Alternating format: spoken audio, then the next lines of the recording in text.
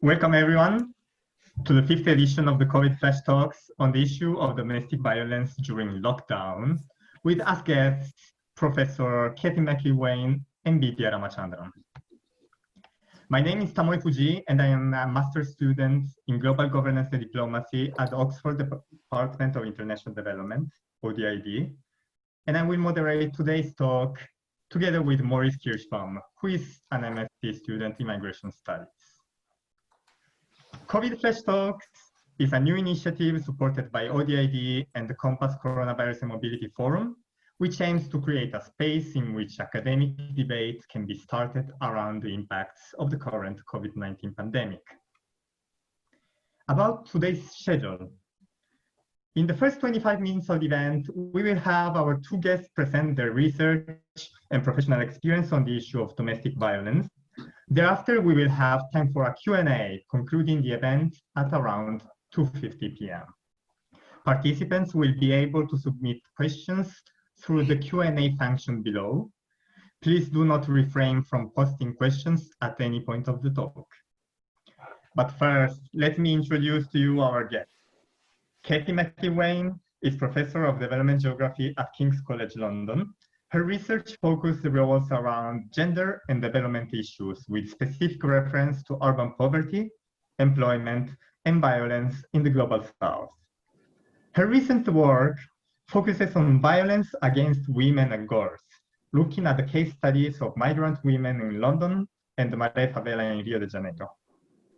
She's also very proactive in making her research as impactful as possible.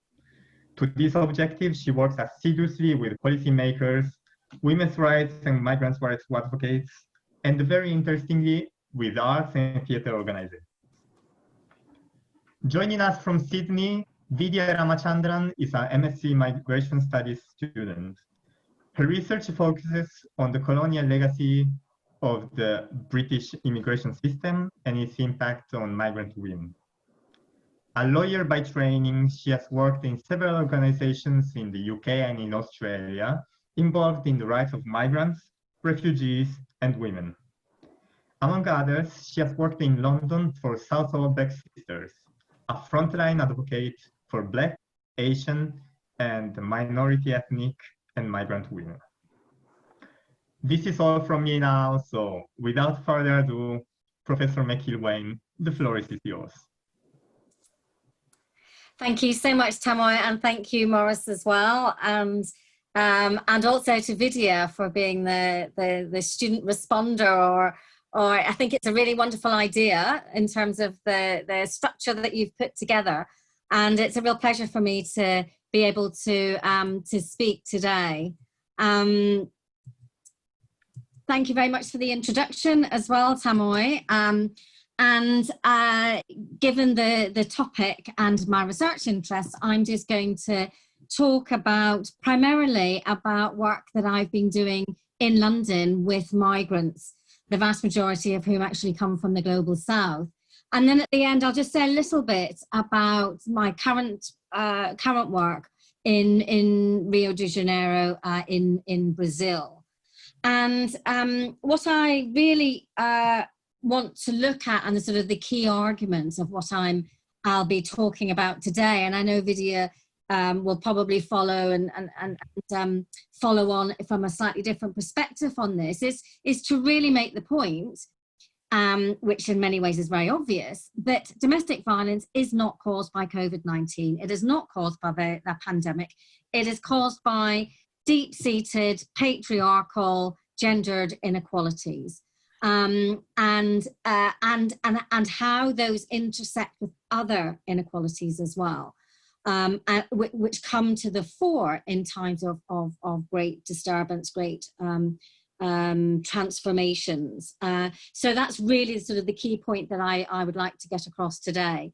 And the other thing that I'd like to get across as well is the fact that although working on issues of domestic violence, violence against women and girls, can be, it looks off, or some of it looks at women as survivors, as victims of very severe circumstances. It's also very important to look at the ways in which organizations respond and also women themselves respond. In other words, to try and move away from a sort of a victim narrative in relation to women and in relation to their experiences of domestic and wider forms of gender-based violence.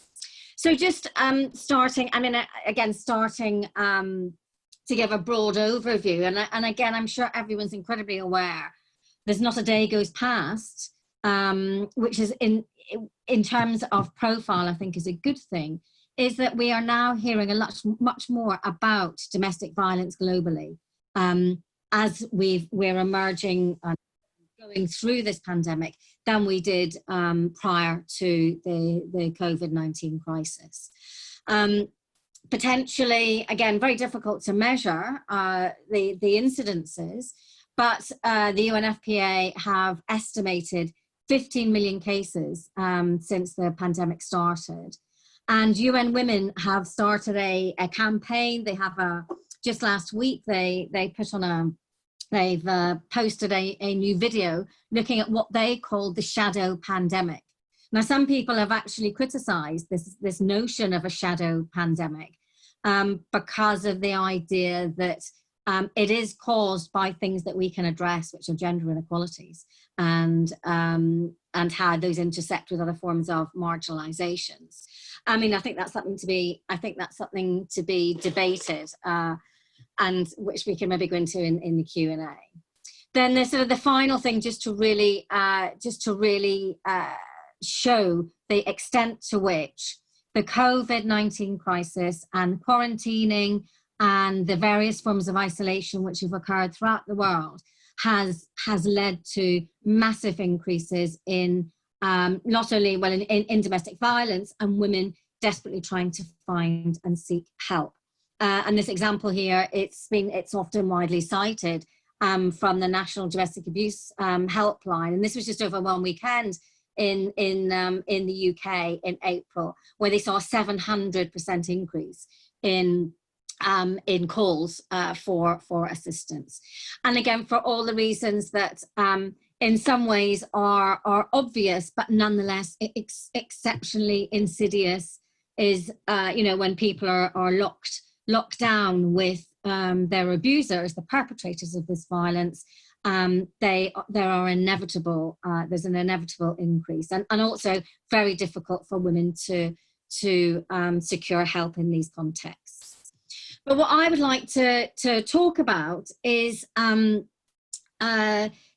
partly speaking about prior work that I've done with migrants on gender-based violence in London, and then also think about how that applies to the current context as well, in terms of the ways in which these women, and particularly women with insecure immigration status, have been actively marginalised by a whole range of contexts, but particularly the hostile immigration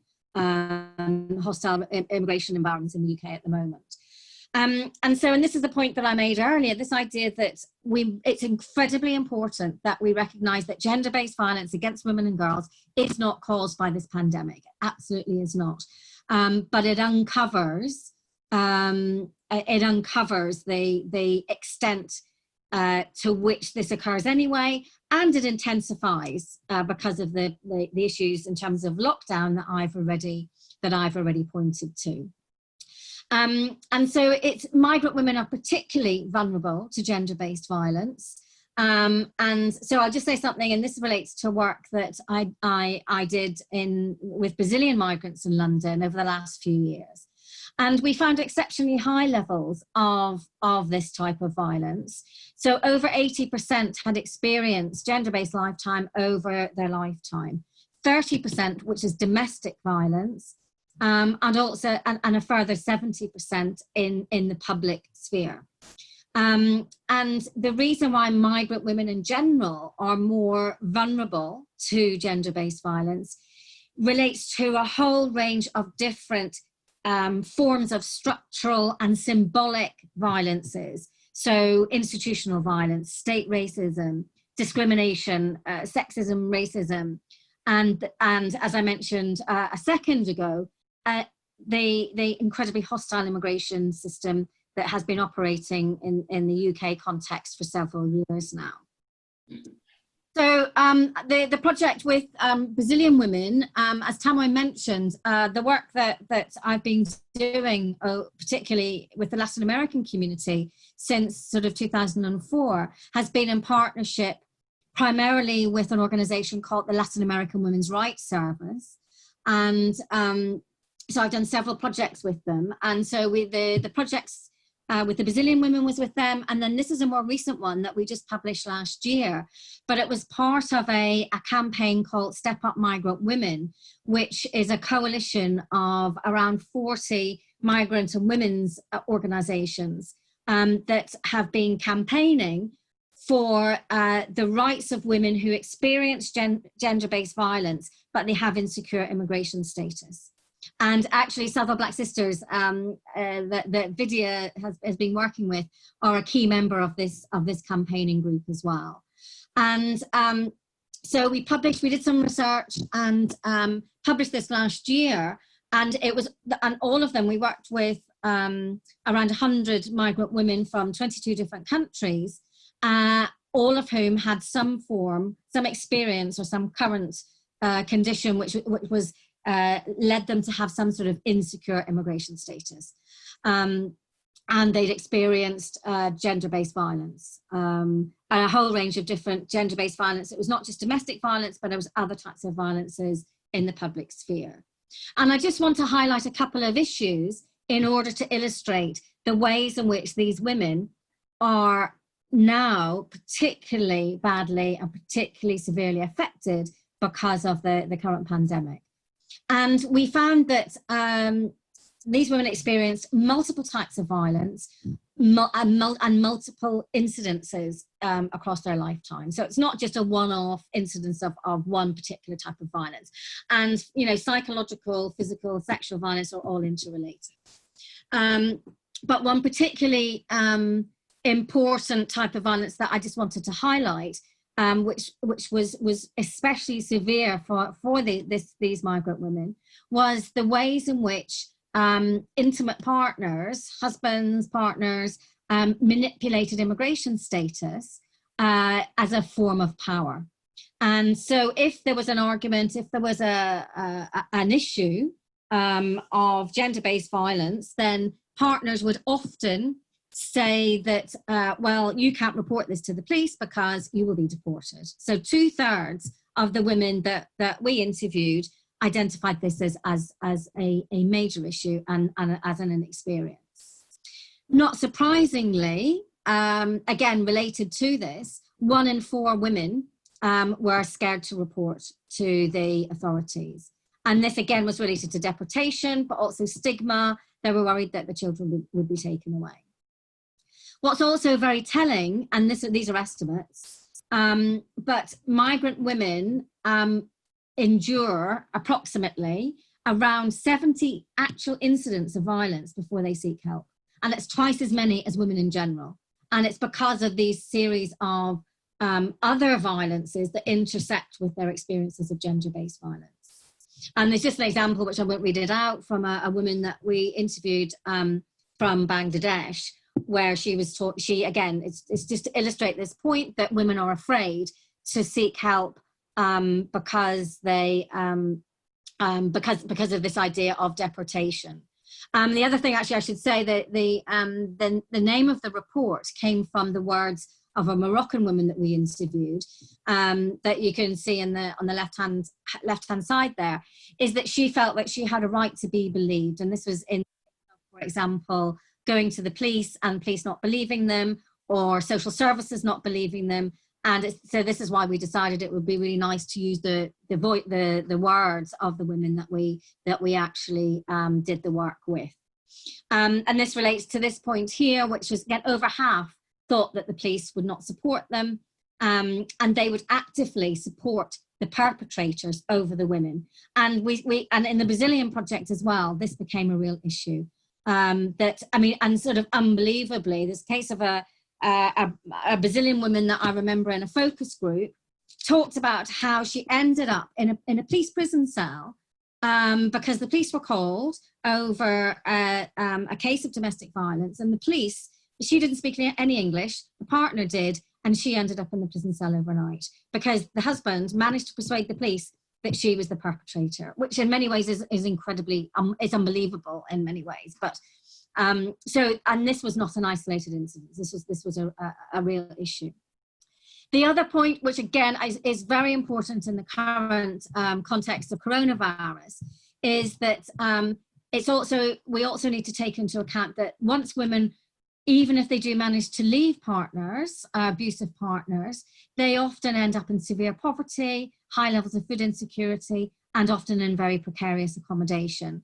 And I know, Vidya, you may be talking about the women's access to refuges as well. Now, all of these contexts will be exacerbated during the current crisis. This is also affected fundamentally by the no recourse to public funds clause. And this got a lot of attention last week because, unbelievably, our current Prime Minister didn't know what it was. And this is a clause that I'm sure many of you already know what it is. It's when migrants with particular types of immigration status are unable to make claims on the state. Boris Johnson wasn't aware that it was an issue. And Step Up Migrant Women has been campaigning for a couple of years now, along with a whole range of other migrant organisations and other campaign groups, to actually abolish this no recourse to public funds. Because what it actually means is that, and particularly now during the COVID crisis, is that migrant women are even more trapped, they're even more abused. It also links with other types of hardships. They can't afford, they have no access to the furloughing or any type of state help, so they have to go to work. They don't get any state support for anything, let alone for in relation to domestic violence. So really, this is another form of the state perpetrating institutional structural violence against migrant women.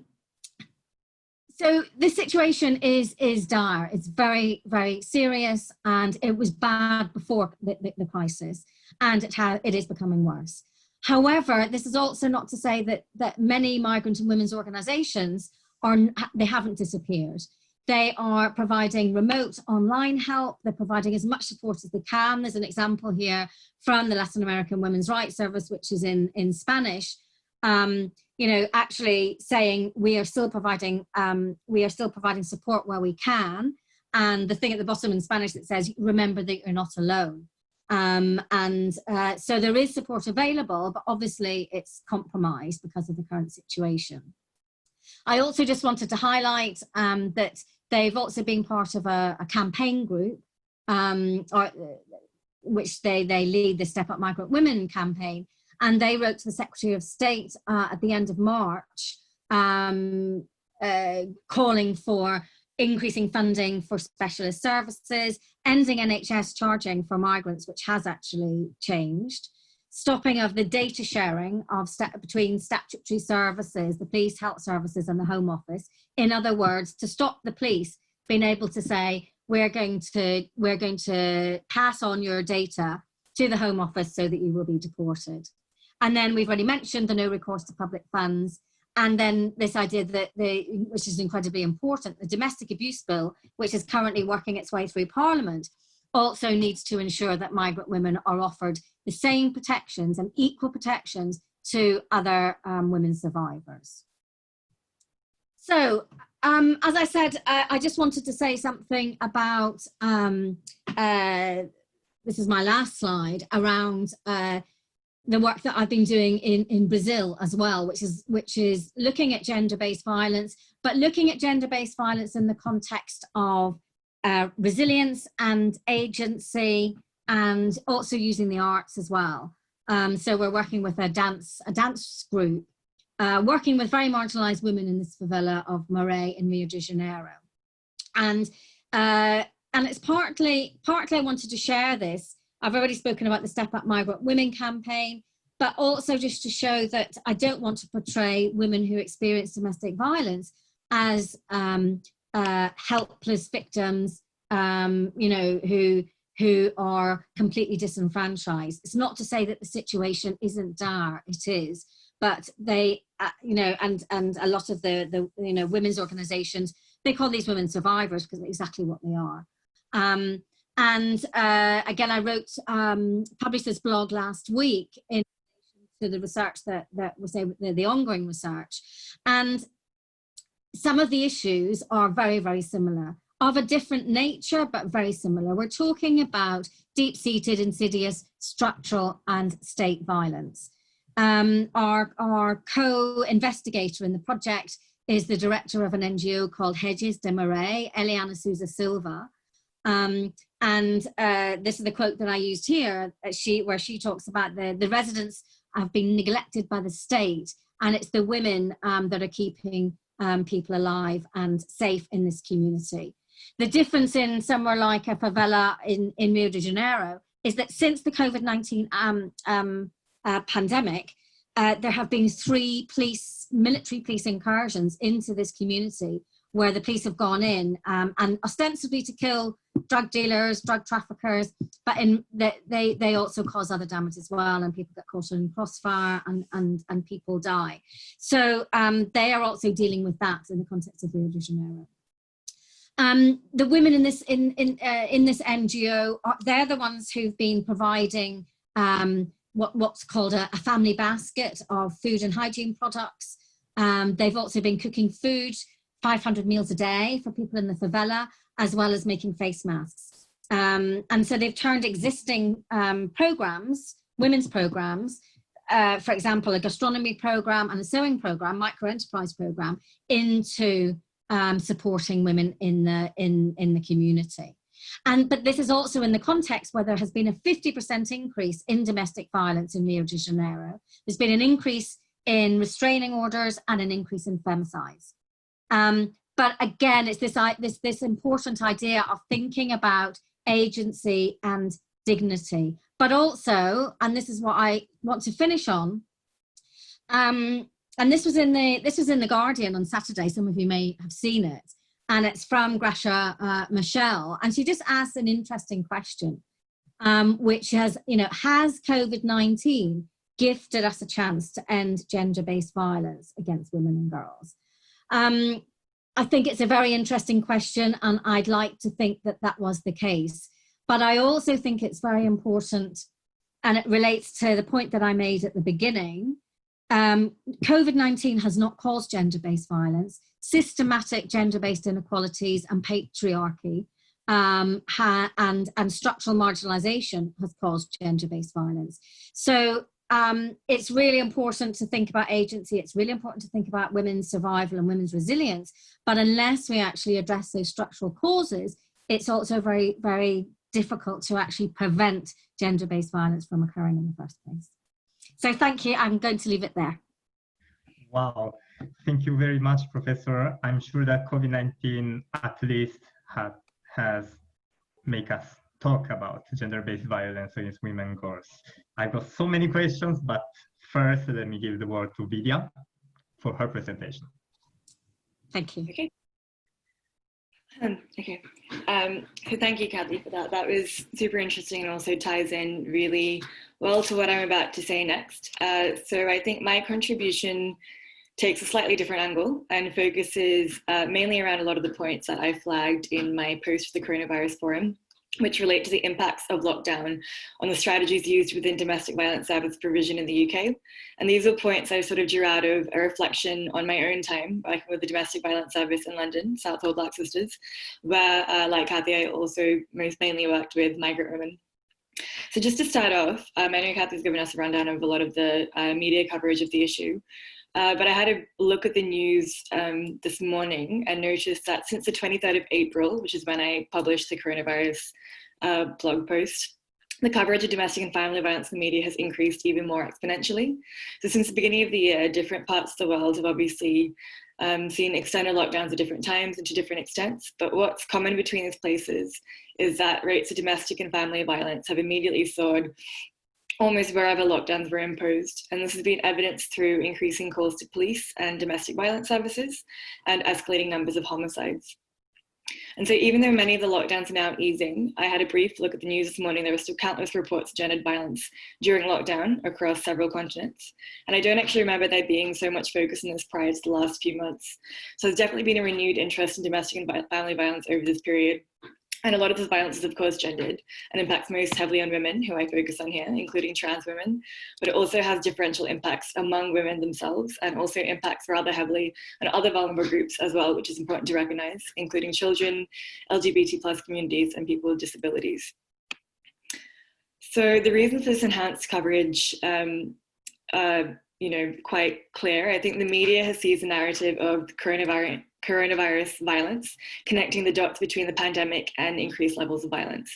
But as Cathy's already said, domestic violence wasn't caused by COVID-19. It existed before all of this, and it will continue, unfortunately, most likely to exist long after lockdowns end. But the lockdowns have certainly exacerbated rates of domestic and family violence, which illustrate why there's been so much coverage of the issue. And domestic violence practitioners were actually predicting this long before the lockdowns were even imposed. So the relatively simple reason for this, and that's when people are forced to spend more time at home, this automatically leads to increased interaction within the home, which then leads to increased opportunity for violence, often among people who are already often experiencing and perpetrating violence. So if anything, the lockdown period has just highlighted the systemic prevalence of gendered violence across almost every society in the world. So lockdowns have also limited survivors' access to support. When the home is the site of violence, I think facilitating a physical exit from the home is often the only means of escape, but under lockdown, the possibilities for that exit have been severely limited. And the impacts of this immobility have been felt differently across intersectional groups in society. I think Cathy noted in her piece on the coronavirus forum that survivors of violence have been given exemptions during the UK lockdown to go into refuges, but unfortunately not all survivors actually have equal access to women's refuges. In the UK, in practice, migrant women with temporary or insecure immigration status have no recourse to public funds, and they're very rarely able to gain access to refuge spaces. And that's a fact that's actually not very widely known or acknowledged by service providers and public authorities, including the police, social services and housing departments, and some domestic violence services themselves, let alone the general public. But the truth is, for women who are migrants in law in the UK, there's very often literally nowhere to go, especially under lockdown. So in the lockdown period in the UK, there have also been cases of women being arrested by the police after leaving or attempting to leave the house to escape. And the risk of arrest, as we all know, of course, has differential impacts across groups. When speaking of domestic violence survivors in the UK, this is a particular risk for women of colour and, of course, migrant women, some of whom don't speak English and may not have an understanding of their rights under British law. So just as lockdowns have impacted on survivors' ability to access support, they've also presented various challenges for domestic violence service providers. Service providers do recognise the importance of exit. Their services are generally based around responses to violence that rely heavily on mobility. So when I worked for Southall Black Sisters in London, in most cases, being able to move was at the heart of a lot of the advice, information, and services that we provided. And that was evident in the language that we used and the responses on which we heavily relied. So when making initial contact with service users, for example, it was essential to ascertain whether they were outside the house or at the very least alone. And the same rule applied when we went to meet clients face-to-face. Our office was also known as a space of safety and security where clients could drop in just to see some friendly faces and get a moment of peace from their otherwise distressing circumstances.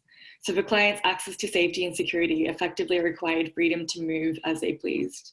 There were always cases, even before the lockdown period, where clients' mobility was restricted.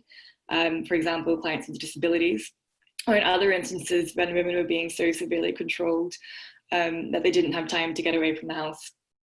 In those instances, face-to-face visits were still a priority and could still be arranged, so long as caseworkers themselves had the freedom to move about. So I think in my blog on the forum, I've commented on the amount of time that I spent on the move at work. And that's still something I remember most clearly when thinking about my time in London, the amount of time that I spent in public transport, calling emergency cabs and Ubers, and just walking a lot all the time between different points in the city. So my point is that under normal circumstances, domestic violence services rely really heavily on face-to-face interaction in order to get clients to safety, which shows that just not all work can be done from home. And during lockdown, this of course became next to impossible. and many organizations were forced to move into providing only those services they could facilitate online or over the phone. But just as the lockdowns have highlighted the necessity of mobility and service provision, it's also highlighted, I think, another facet of domestic violence support, which is those instances in which mobility has become too heavily relied upon. So in most instances, women fleeing violence generally move around quite a lot, from that initial exit from violent circumstances to staying between various types of accommodation before attempting to settle wherever they can. And homelessness laws in the UK actually entitle persons fleeing domestic violence to emergency accommodation. But in practice, women fleeing violence are often passed around between local authorities that avoid taking responsibility. Austerity measures which have resulted in severe cuts to public services are partly to blame, as many public services don't have the funds to assist everyone in need. But that's in fact led to a practice of often aggressively avoiding legal responsibility. So when women are provided assistance, they're often ultimately dispersed to areas with surplus housing stock around the UK and have little to no choice over where they end up. And additionally, as I've noted before, not everyone's eligible for state support, especially migrants with no recourse to public funds who are ineligible for homelessness assistance, social housing, welfare benefits, and in practice also can't access women's refuge places. So many of these women are forced into relying on charity, which of course involves being aware of and being able to access charity. And the availability of support by charitable organisations is also inconsistent throughout the UK, and most tend to be concentrated in London and the South East. So for women who don't live in that region of the country, it's often particularly difficult to access support. So for this reason, Janet Bostad conceptualises the movement of survivors as internal forced migration within the UK, involving, as it does, displacement from communities and networks and exacerbating survivors' isolation while complicating their ability to access security. So in many instances, the instability that characterizes that process leads many women to return to abusive relationships. So in my own work with survivors, many have reflected that staying with their abusers at least allows them and their children some stability, even if their circumstances are otherwise unbearable. So forcing women to move around therefore presents many with an impossible choice, staying in a violent environment or leaving and potentially withstanding years of distress. And this kind of rapid movement, I think, became really untenable over lockdown, which also highlighted how stressful and unnecessary it really could be. So I think ultimately the lockdown period has presented various challenges for all of us and has had particularly tragic impacts for many women who found themselves in situations of violence. And as lockdowns ease, many organisations are rightly looking forward to resuming their full spectrum of services and shifting back offline and back off the phone into in-person services that are so crucial and are so essential. But I think the lockdowns have also perhaps highlighted those circumstances in which our response to service provision are perhaps unnecessarily distressing and don't adequately meet the needs of survivors in times of crisis. And those are areas which could benefit from a comprehensive and coordinated response from both state institutions and charitable organisations. So circling back to Cathy's final point, as in, just has COVID-19 gifted us a chance to end gender-based violence against women and girls? I think if anything, it has definitely created space for reflection on the responses that do and don't work. And yeah, has illustrated how far we really do have to go on that point. I have a lot of questions in my mind, but I'll try to get the Q&A started with the first question. Thank you